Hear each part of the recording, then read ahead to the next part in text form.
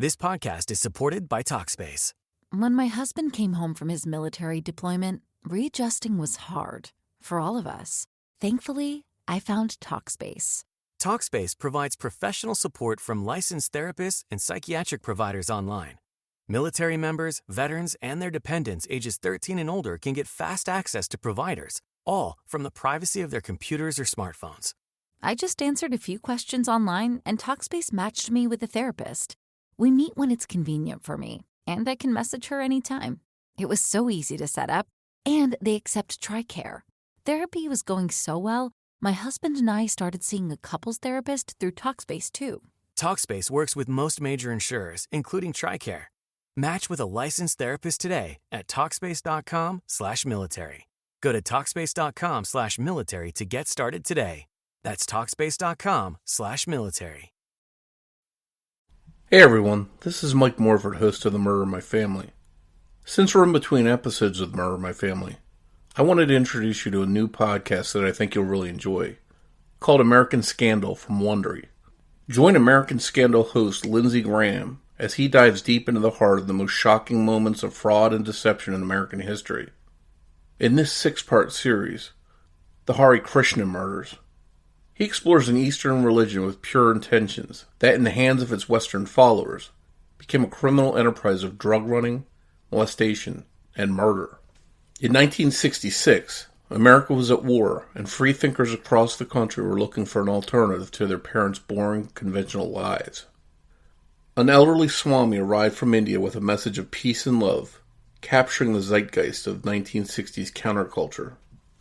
But soon, rivalries broke out between devotees hoping to earn the Swami's favor and eventually take over as leader. When he died without naming a successor, the movement took a dark turn. You're about to hear a clip from episode 1 of the Hare Krishna murders. But before that, make sure to subscribe to American Scandal and other great podcasts from Wondery on Apple Podcast, Spotify, or wherever you're listening right now. I'll be back here soon with a brand new episode of The Murder in My Family.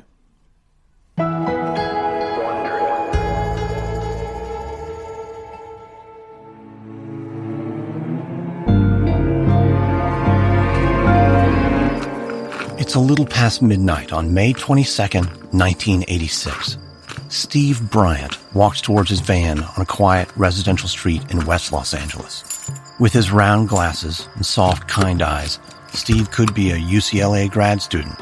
But the truth is he's a college dropout. While he spent the last 2 years studying and writing, it's not about anything you'd learn in school.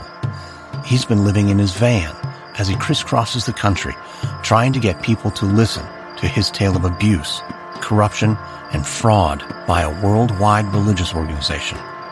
It's an explosive story, bursting with salacious details that will blow people's minds if they'll only believe him. And that's the problem. He's talked to reporters, written a book. He's talked to anyone who would listen. But most people dismiss him as a nutcase. And the ones who do believe him, insiders who saw things firsthand, are afraid to speak up. And the ones in power, the ones who know the truth, they want to see him silenced. When he thinks about everything that's happened, all he can do is shake his head. He was in his early 20s when he joined. He was a happy guy. He'd finally found a community where he felt like he really belonged. Now he's 33, divorced. He's lost custody of his kids. So many battles, and all of them lost. A couple of weeks ago, he finally admitted defeat. The bad guys have won. Now it's time to just let go of the anger and let go of the hurt and move on. Tomorrow, he'll head up to the bucolic town of Mount Shasta, California, where he has a lead on a job customizing vans. He wants to start over, have a normal life. Tonight was a good night spent with old friends. He didn't have to convince them of anything. They know he's telling the truth.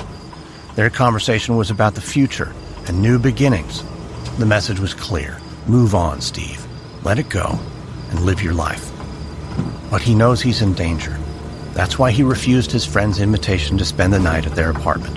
The last thing he wants to do is draw them into this mess. He'll park a few blocks away and spend the night in his van. He crawls into the back, lays on his home-built bed, and wraps himself in a blanket. It's after midnight, and he's exhausted, but his mind keeps racing. He closes his eyes, willing sleep to come. but sleep is not cooperating. He throws off the blanket, crawls into the driver's seat, and rolls a joint, chanting softly as he rolls. Hare Krishna, Krishna Krishna.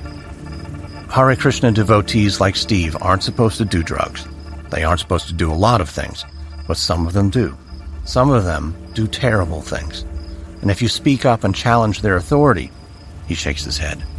Let it go, Steve. You're moving on. New beginnings.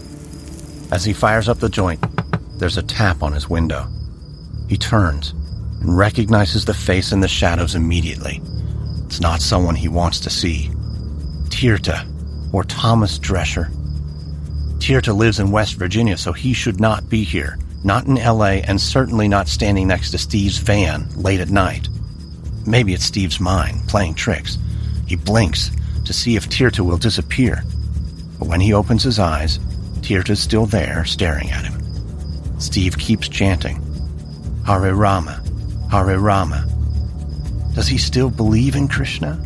After so many years of disappointment, after losing his wife, losing his children, his innocence, part of him still does. And all of him needs Lord Krishna's protection right now. Hare Hare. Tirta raises his hand. It's holding a .45. Steve leans closer. Hare Rama. To listen to the rest of Episode 1 of the Hare Krishna Murders on American Scandal, click the link in the show description or subscribe to American Scandal and other great podcasts from Wondery on Apple Podcasts, Spotify, or wherever you're listening now.